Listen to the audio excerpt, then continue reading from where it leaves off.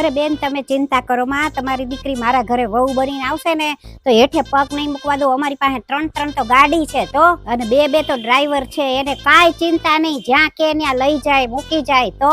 અરે બેન તમારી છોકરી તો અમારા ઘરે આવીને રાજ કરશે, રાજ. અમે તો બધા કામ હાટું કામવાળા રાખ્યા છે. બેન એસી વાળી રૂમમાં બેઠી છું, જો ને મારા છોકરાએ બ્યુટી પાર્લર વાળીને બુક કરાવી હતી તો મેનિક્યોર પેડિક્યોર ને ફેશિયલ કરાવવા બેઠી છું. હે શું કપડા ધોવાનો અવાજ આવે છે? હા ઈ તો આ કામવાળી ધોવે છે, જો ને વોશિંગ મશીનમાં ક્યાં હારા થાય છે, એટલે અમે તો કામવાળીની આગળ હાથે જ ધોવડાવીએ તો હું. અરે બેન આખો દિવસ નવરા બેઠા બેઠા કંટાળો આવે છે, પણ હવે મારી વહુ આવી જશે ને પછી અમે બેહીન વાતું કરશું આખો દિવસ. અરે તમારી દીકરી તો મારી દીકરી જેવી જ છે, એમાં શું થઈ ગયું એને રસોઈ નો આવડે તો?